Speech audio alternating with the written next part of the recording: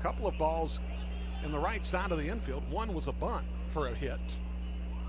It's Delmarva, who got off to a very fast start last night, will face off against this Crawdads club.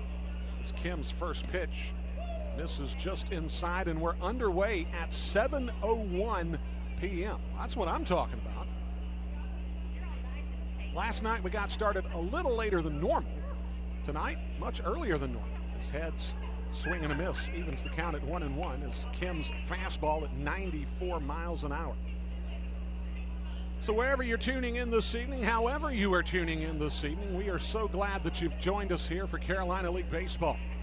The pitch from Kim finds the outer third. Count goes to 1-2. Whether you're tuning in on MILB.TV, the Bally Live app, or listening to the audio at HickoryCrawdads.com, thank you for joining us on this Wednesday night. Sung Joon Kim, that breaking ball, they're going to check down to first. He did not go. Did tie head. As the count evens at 2 balls and 2 strikes. Sung Joon Kim, a 6-foot right-hander, 185 pounds, out of Gwangju, South Korea.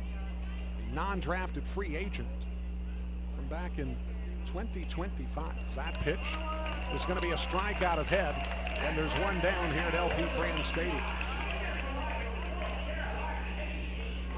Kim, when he's not on the mound, because I mentioned in the pregame show, he's listed as a two-way player. When he's not on the mound, he was listed as a shortstop. So we'll see if and when he gets an opportunity to play in the field for this Crawdads club as Eric Booth Jr. will step to the plate. As the pitch poured right down Lenore Ryan Boulevard at 93 miles an hour, strike one. Booth last night was 0 for 5, a couple of strikeouts, 2 groundouts, and a fielder's choice.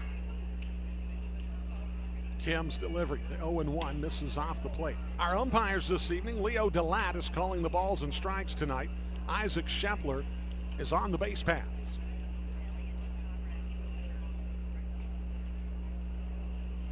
Sung Joon Kim, the 1-1 offering. Here it comes as that breaking ball is fouled back behind home plate as the count goes to 1-2. The defensive alignment this evening for the Crawdads looks a little something like this, as it'll be Paulino Santana in left field, Jay McQueen in center, and Marco Argudin is in right field tonight. Kim has the sign, wheels and fires the 1-2 pitch as that fastball is cut on and missed. Eric Booth Jr., a strikeout victim. That's back-to-back punchies for Kim, and with 2 down, that brings up Jaden LeRae. LeRae comes into the contest a .346 hitter. He had a big night last night. As he boosted his average 7 points from a very lofty .339 point already coming into the series. The first pitch from Kim is a fastball. It's going to be lifted off to the awning over on the first base side.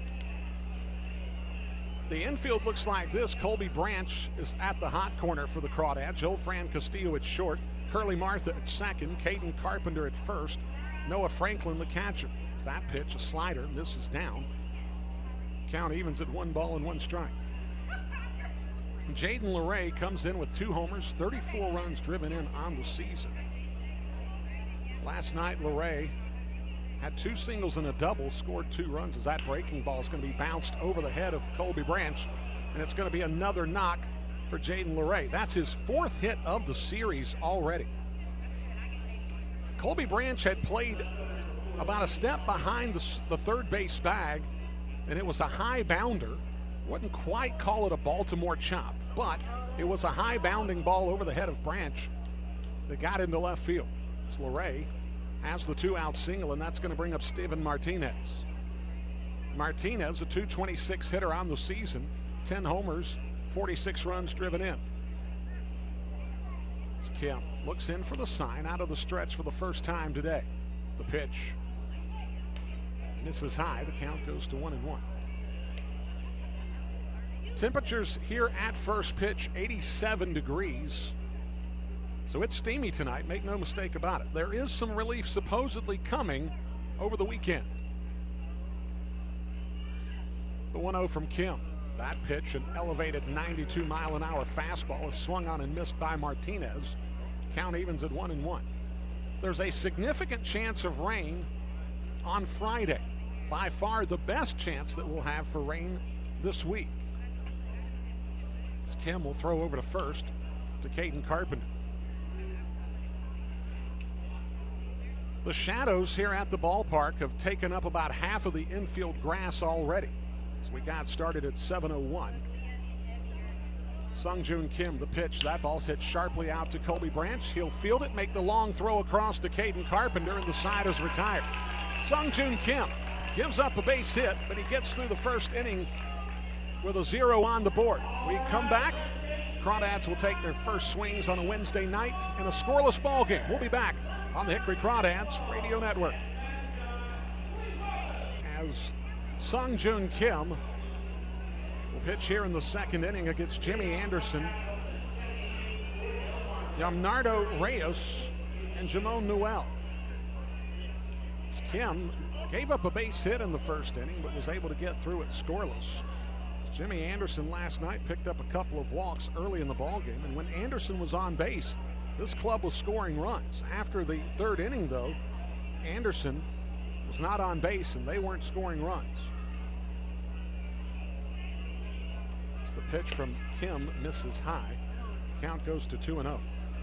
Jimmy Anderson, a .238 hitter, 5 for 21 so far in his time in Delmarva, with no home runs and 2 runs driven in.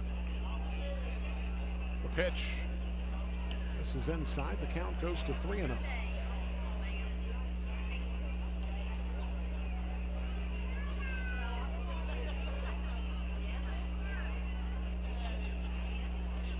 The 3-0 offering poured right down the middle at 93 miles an hour. The count goes to 3-1.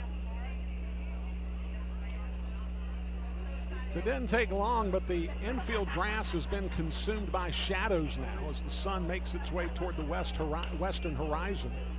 So that ball's going to be fouled off to the first base side.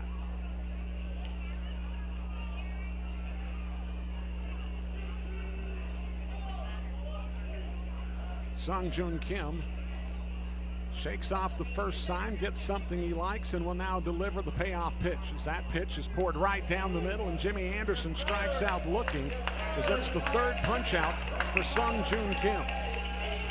With one down, that's going to bring up Yamnardo Reyes. Reyes comes into the contest a 200 hitter, 9 for 45 with 4 RBI. Last night, Reyes was 2 for 4 in the ball game. He did walk later in the game, but by then the final was, or who was going to win, was pretty much academic. It's the breaking ball from Kim taken for a strike. Reyes in the left-handed batter's box against the right-hander as the pitch misses down. For those of you that are listening tonight to the audio on HickoryCrawdads.com, this is my opportunity to describe what the clubs are wearing this evening. As Delmarva decided to go with a slightly different look in their uniform. It's the pitch from Kim. That ball's going to be bounced over on the first base side. Kim fields it, flips it to Carpenter, and there's 2 down. Delmarva tonight is wearing their orange alternate jersey, which doesn't look like your typical baseball jersey. This has got a little more of a futuristic flair to it. It looks almost like a college basketball shooter's shirt, as the Delmarva Shorebirds logo